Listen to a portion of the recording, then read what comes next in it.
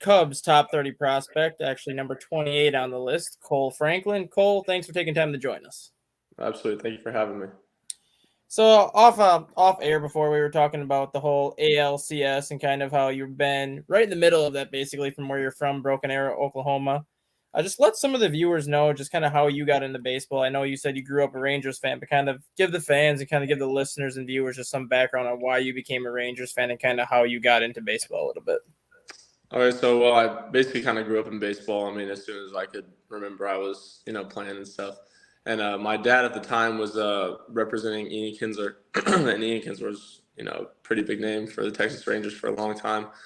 And Ian was like basically like an older brother to me. And so anytime like we'd go up to Texas, like Ian would let me go out on the field, shag BP, and just hang out with all the guys in the clubhouse, and it was an awesome experience. And so that's when I kind of became like a Rangers fan, just because of the fact that I was a huge Ian Kinsler fan. And I would say that kind of like got my love for like kind of seeing the sport like for what it is, like, and especially at the top level. And so I kind of like just I enjoyed doing it, and I knew that was something that I'd want to do. And so I kind of was like, all right, well, I need to figure out how to get better. And so I just kind of dedicated a lot of my time to working out and trying to do as much as I could to get drafted at the time. And thankfully, still on the path.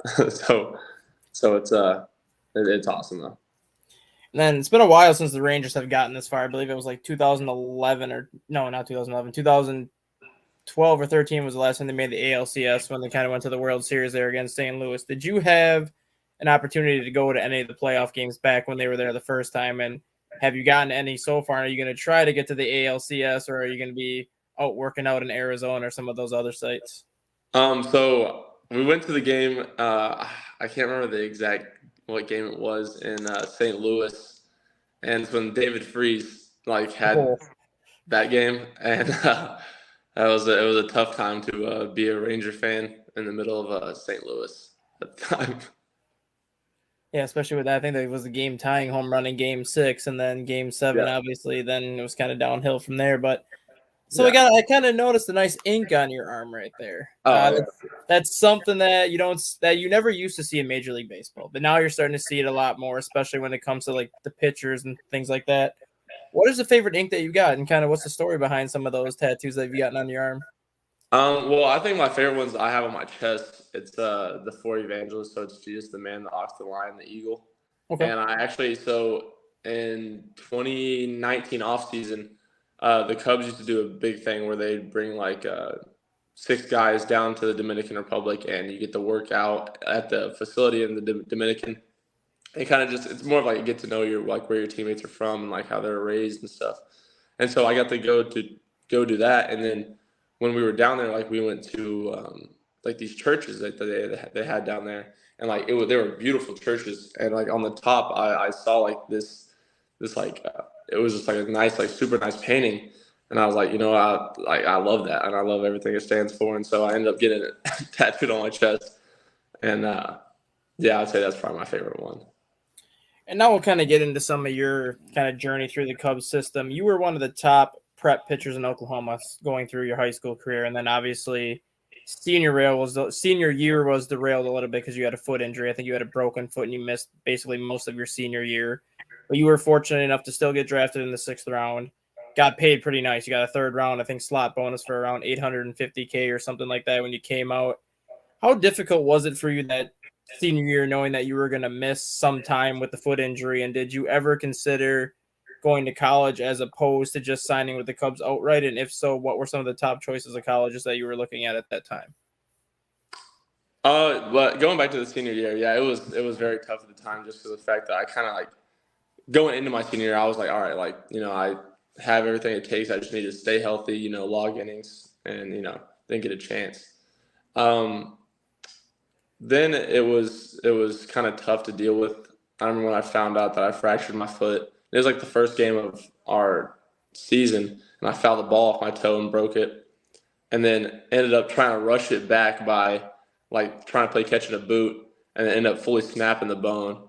And so it was just like one thing after another, it felt like. And so then I had the thoughts of like kind of like going to college and doing going that route. And then I kind of just had to talk with my parents, my dad, and he was like, "Well, do you think you're mature enough to go out and start your professional career?" And I just figured but the time that I could be spending in college is the time that I could be kind of getting acquainted or getting in the system for a professional organization.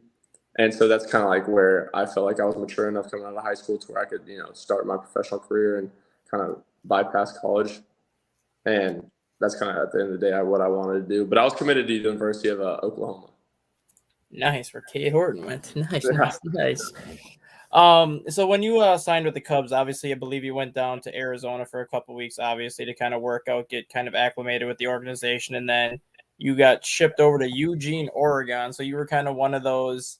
The 2019 class was the last class that got to experience that short season league, just because once the COVID happened in 2020, short season went away with it. So I haven't had a chance to talk to too many people that experienced the short season league, just because most of the players and prospects I've talked to have been post 2020, where it's just been the 4 full season leagues on. How different was the short season leagues once you got to Eugene, as opposed to just kind of what you've dealt with the full season South Bend, full season Tennessee, and then even the high school season, really? I Eugene was unbelievable. I loved every single thing about it.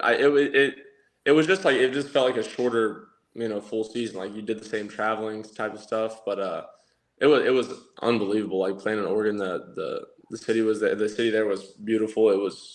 Everything was perfect, and it was very cool to experience because I've never really been up to the Pacific Northwest, and I thought it was really good just kind of for the fact as a it's not you're not really getting thrown right into the fire as a young player. It's kind of you have a building blocks to build on, and so I really enjoyed short season, and so I feel like it kind of helped me a lot going into my professional career for full season.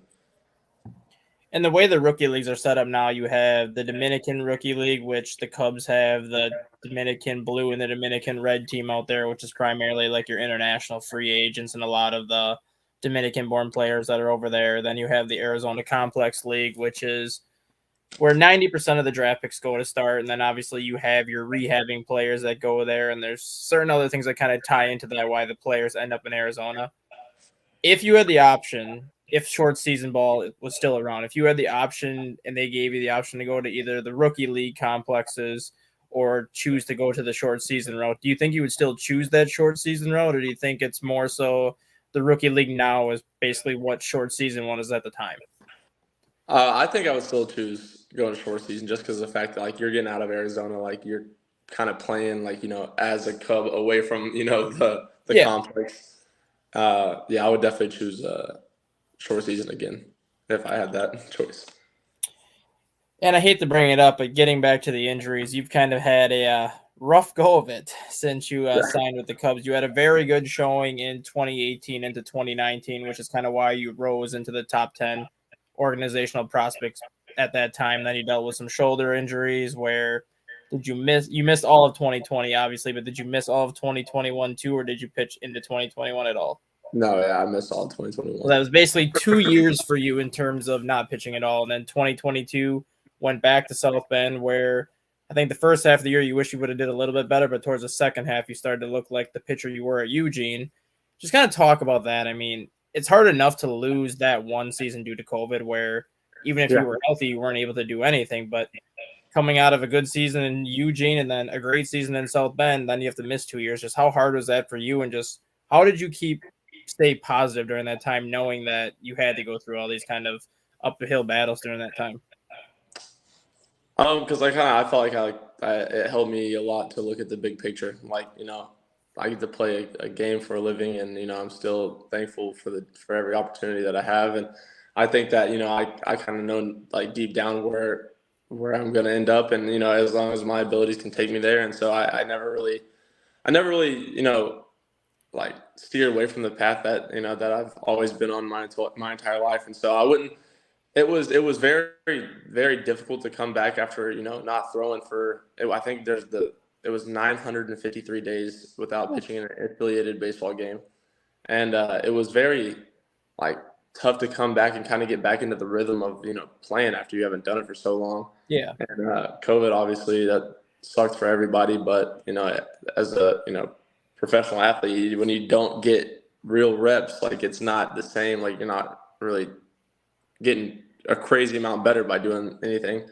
And then 2021, it was very tough just because of the fact that we were kind of going through some changes like in delivery stuff, and then ended up tearing my oblique before I came to spring training, got that healed, and then like 2 weeks before spring training ended, I had a grade 2 subscap strain, and which kept me out the whole year. And so it was very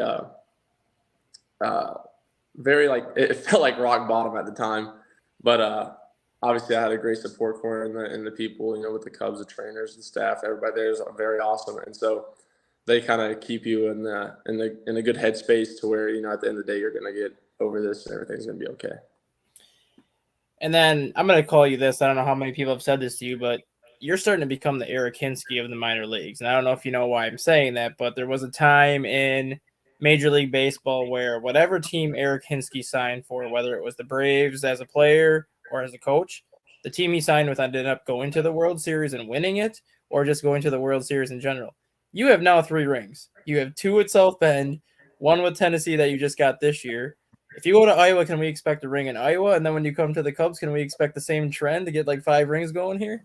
That's the plan. That's the plan there. I mean, I feel like a winning culture is definitely is where what organizations want. And I feel like that's what we have with the Cubs, and I've been very thankful and grateful for the 3 seasons I've got to play in minor league baseball. I've won a ring with, and so yeah, I mean that's the plan. I mean that minor league rings are cool, but World Series rings look a lot better.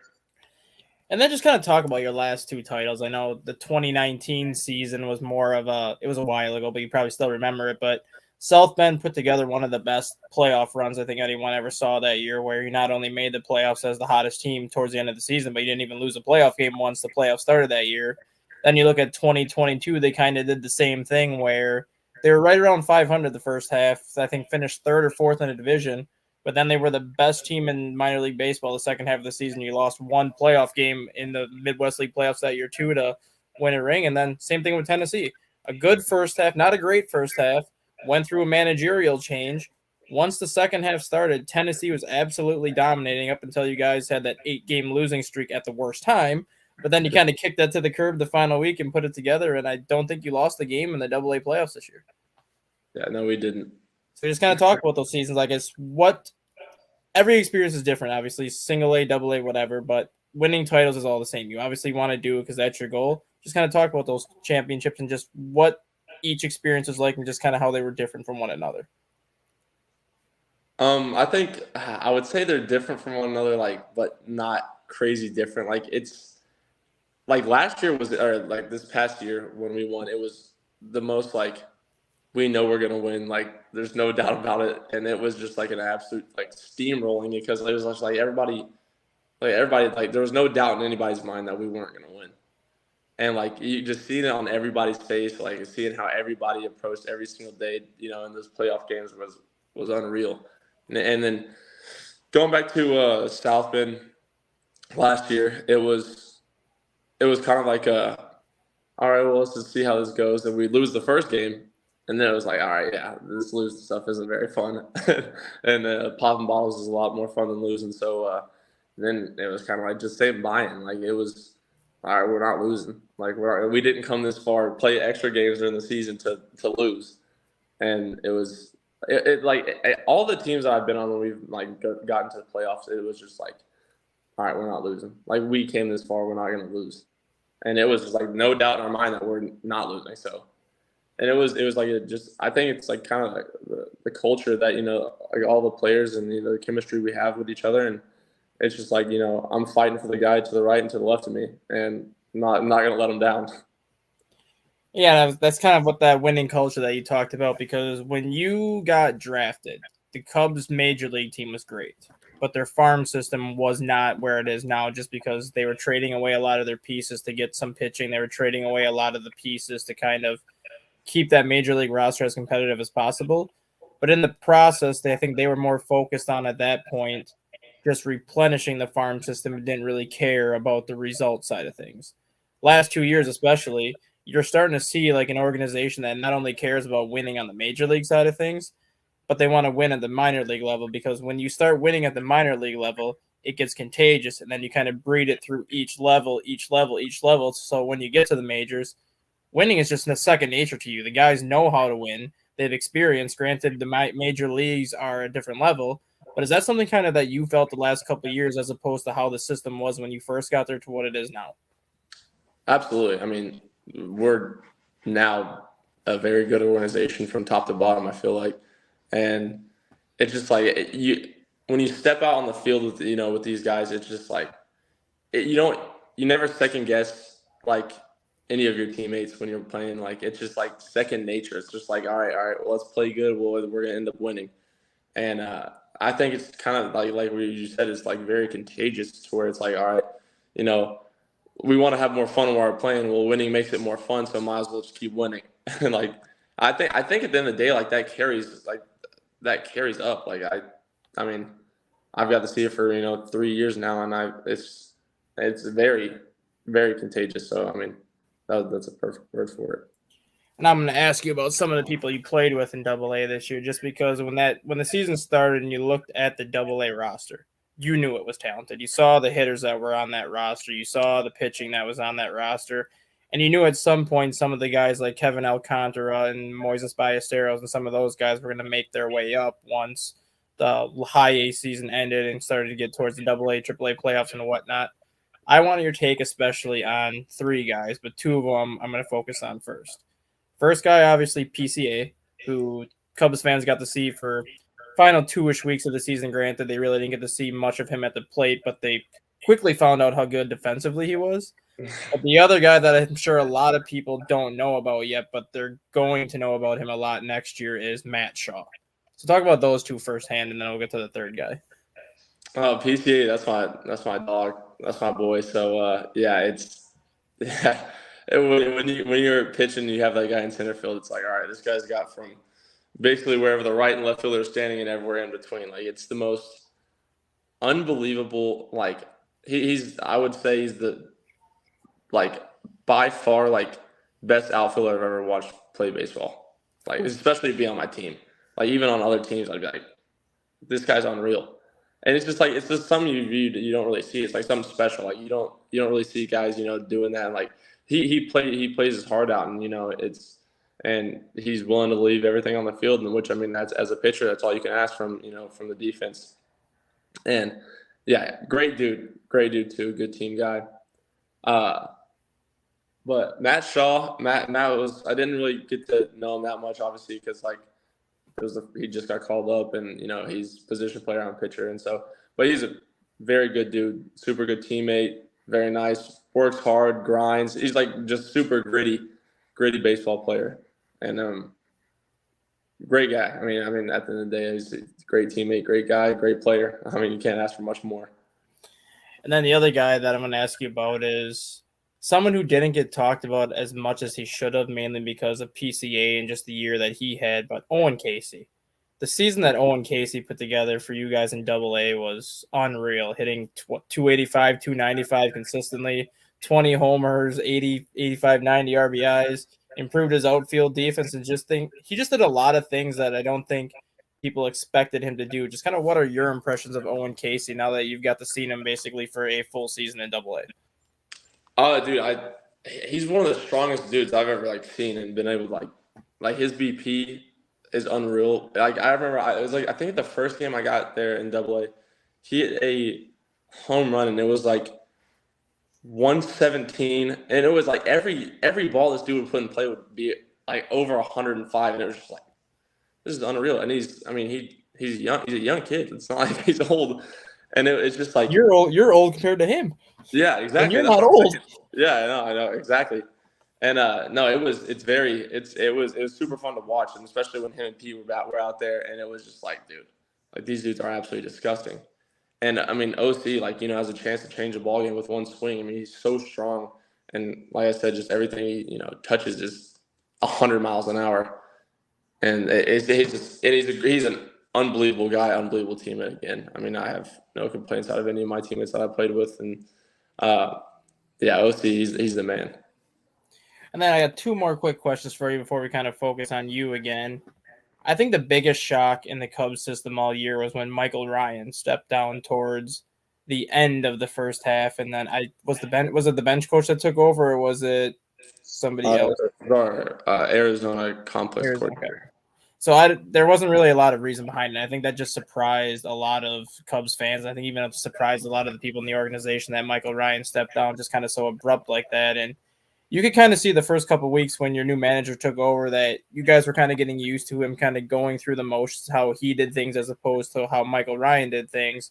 But towards the second half, your talent took over, obviously, because you had one of the more talented teams in Double-A, and you knew eventually your talent was going to be able to just kind of get back to the level that you guys all expected it to be. How difficult was it for you going through a managerial change like that? Because I'm sure it's something that you never experienced in South Bend because you had Lance Rymel there and Buddy Bailey there your first year, who's now in Myrtle Beach.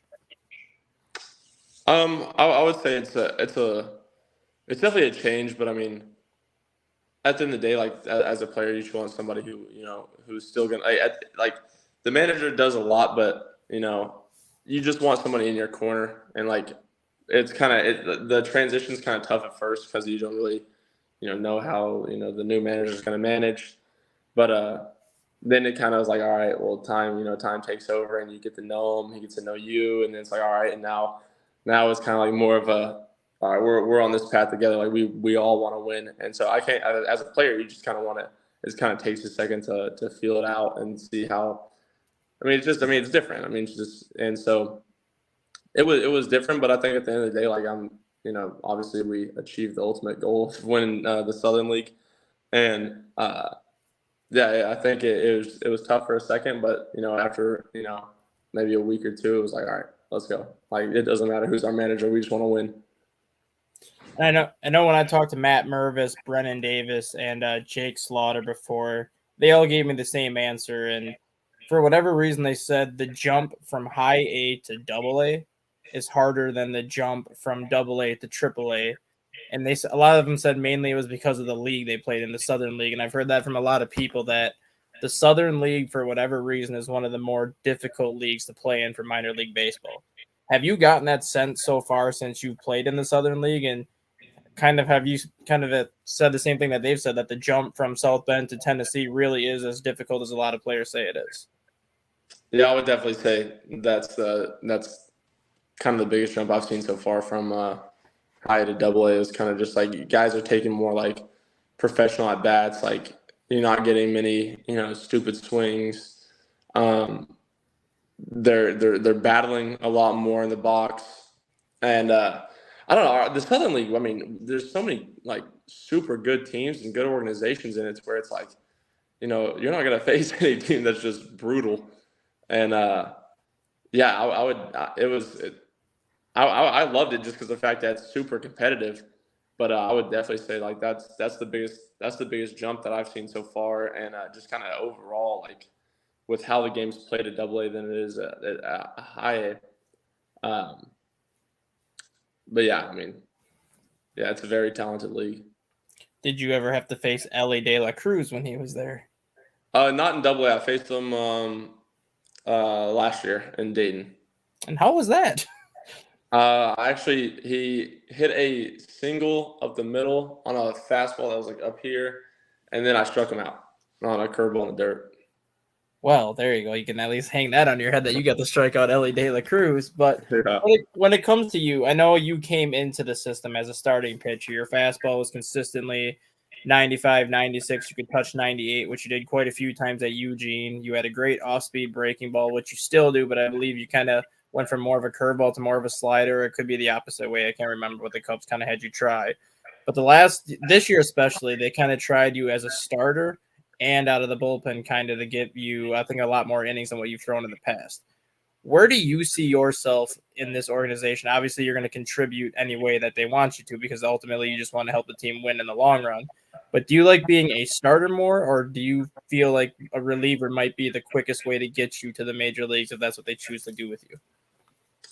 I enjoy being a starter, but at the end of the day, like I want to pitch in the big leagues and I want to do it for a long time, and whether that's relieving or starting. But I enjoy being a starter because I enjoy kind of like having my own, you know, I know how to get myself ready. I have my own routine. Like I have it down to a T of like how I, you know, what I do on those start days, to where in the bullpen it's kind of you don't have that, you know, you don't get that time to, you know, have the whole day to prepare. And so I enjoy starting better, and I feel like you can control the game, you know, for longer when you're a starter. And then obviously being a starter, you're going to be required to log as many innings as possible. And for that to happen, obviously you got to be healthy. You got to have a lot of strength to get through a season like that. Now that you're starting your off-season program, and obviously everyone treats their off-season different because everyone does like a different off-season program, what are some of your goals this off-season outside of staying healthy to prepare you for next season? And then what are some of your goals next season that you may not have reached this year that you want to accomplish next year, whether it's an innings limit, whether it's like a certain accolade as a starter, reliever, etc.? I would say my main off-season goals kind of just continue to add strength and, you know, put on weight, which has always been tough for me. And then kind of keep doing like I enjoy doing like Pilates and yoga and stuff, and that's helped a ton.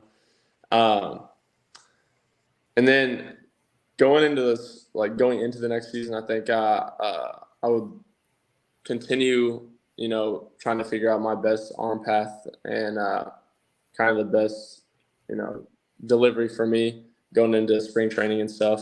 And then at the end of the year, I mean, next year I would like to, you know, I got 105 innings this year, but I would like to get like, you know, 120, 130-ish, and kind of just, you know, just overall throw more strikes, not walk as many guys. Those are kind of the two biggest things for me. And then the last two questions for you are kind of more just kind of your take on things. First question, if you could play with any baseball player, past or present, on any other team, who would it be? And it couldn't be somebody that you could face too. Like if you could face any hitter in Major League Baseball, past or present, who would you want to face? Oh man, that's a tough one. I would say like if I could play with anybody, I would probably say Nolan Ryan, just kind of because I would love to see, you know, that guy, you know, playing his prime, and then facing somebody. I don't know. I think it'd be cool to face Barry Bonds. I think it'd be super sick to face Barry Bonds. I'm not sure if I'd like the outcome, but I think it'd be awesome to face him. And then the last question for you, of all the parks that you've played at so far in the minors, not counting your home parks, because obviously you spend most of your time at your home parks, what's been your favorite park to play in and why? I would say probably Rocket Cities, the Trash Pandas in I think Madison, and their place is unbelievable. Like their stadium's unreal. I think they just built it in like 20. I think it was just built actually. I think it was built at the end of 2019 and it was supposed to open in 2020, but they had to push it obviously back to 2021. Yeah, I would definitely say there. I mean, it's unreal. Like it's supposed to like it's that, and then it's the people it's like the clubbies that we have for the visiting side are unbelievable.